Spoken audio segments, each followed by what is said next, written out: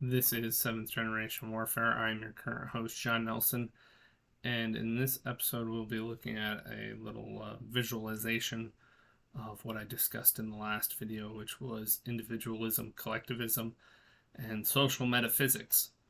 So, this is my second visual video that I've done, and I've done this little drawing here. So, if you remember, collectivism in collectivism, you didn't have rights. You're there to serve the collective. Social metaphysicians uh, believed what was true was what the group says is true, and an individual is somebody who acknowledges their right to exist and uses their own rational capacities to determine what they think is right about the world. So I understand this is backwards, but starting over here, we have some people who are social metaphysicians who, so they base what they think is true based off of what the people around them tell them is true. But in this small section here, everyone around them is also a social metaphysician. And that is a horrible position to be in because it's the blind leading the blind. No one is actually taking ownership for themselves or capable of really doing anything constructive because all their thoughts and knowledge is just being regurgitated like a big vomit fest all over each other. This doesn't actually exist too much in reality. A lot of more people are actually over here. But some examples of where social metaphysicians might be surrounded by a whole bunch of other social metaphysicians. And I also call this the hive mind because they're kind of acting like how hive insects would act, like ants or bees. They kind of have one kind of consciousness in one regard, but they also have not really a consciousness of their own. But some examples of where this could play out in reality is in mob mentality, either a protest.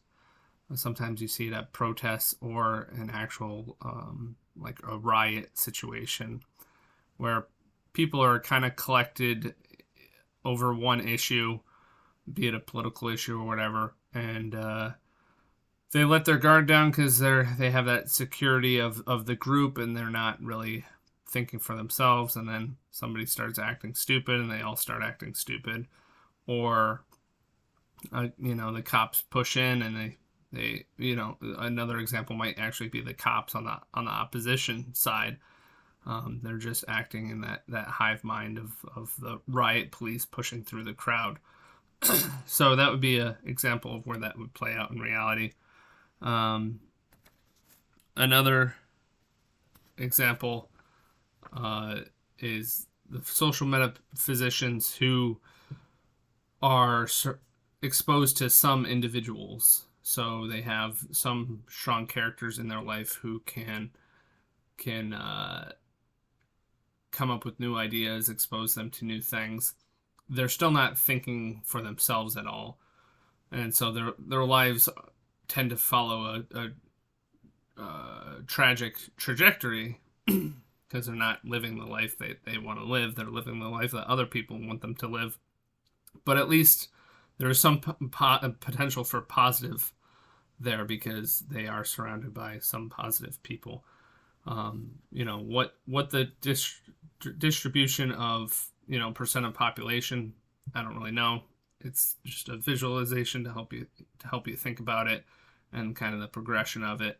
And in fact, I think in the course of your life, or even in the course of a month or something, you might move, one or so spaces away. It's very hard to stay an individual, but we'll get there in a second. Moving on, we have people who take some sense of or partial individualism, and they acknowledge that they do have a self, but they are not quite harnessing their full true potential. They might like being a victim or having the victim card to play. They might be dependent on other people in some way, and therefore willing and able to subjugate themselves to the will of other people. There could be any number of aspects why somebody is only a partial individual, and I think that's actually where the majority of the population lies. And then here we have the barrier of individualism. I've just called it for the purposes of this diagram. And that's where you take full ownership in yourself, your outcome in life, and you don't make excuses. You don't try to blame the condition of your life on others. It's what I think being an adult used to mean, and what being an adult might mean again in the future when we have a slightly more accountable society. But that also is a true two-edged sword, because if society just demanded that everyone was acted in a way that presented individualism, doesn't mean that the people actually are. They could actually be of a hive mind, and just presenting, putting up the pretenses that they're a strong individual because they understand that they're expected to, right? So no one will be able to really tell you if you're an individual, and you won't really be able to tell other people if they're individuals. You might get a sense out of the language they use, and whether they try to deflect responsibility for their own life, but that could be a temporary weakness. They could otherwise be good and strong individuals for the majority of their life. So I guess building a strong relationship with people, I guess I'm contradicting myself 10 seconds ago, you can get a sense of whether or not somebody is an individual, but I don't know, it's ultimately their battle to fight.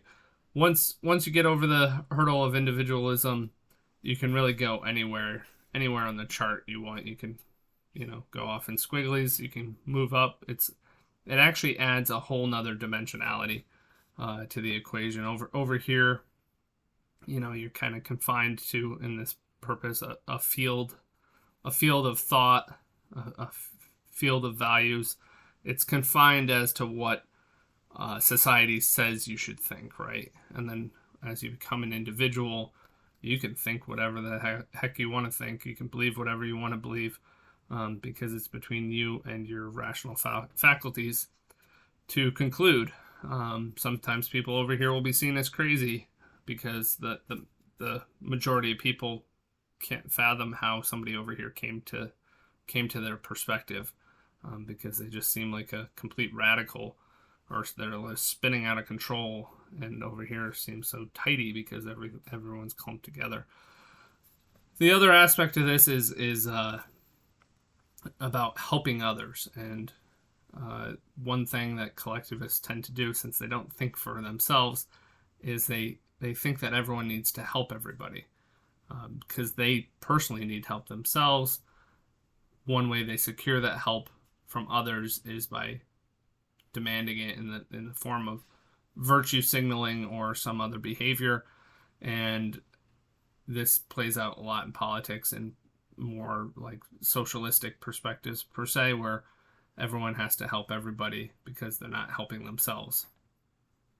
But as I said in my last video, seventh generation warfare kind of seems that way, in that we're devoting ourselves to our lineage. And so that is actually one of the places you can go once you become an individual. You can choose to be in service of others. Over here, you're compelled to, or feel the social pressure to be in service of others. Here, you are choosing under your own free will and rational faculties, thinking, okay, it is my value, my personal belief that it'll bring me greatest fulfillment, and it will help my descendants by fighting a seventh generation warfare. So that's why I put that over here. And all this I should have mentioned at the beginning kind of falls into the sixth generation warfare framework, which is to nonviolent warfare over the control of your own will. So you can see over here, the people on this side of the equation aren't in full control of their will. These people might be close, the partial individualists.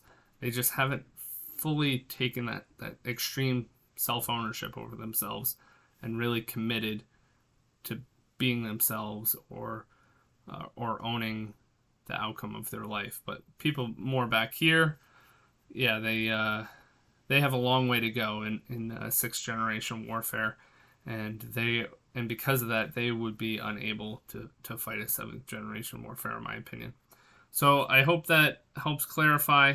And if you have more questions about what this video is about, you can go watch the partnered video with this, which is individualism, collectivism, and social metaphysics. Thank you. I hope you enjoyed. Have a good night.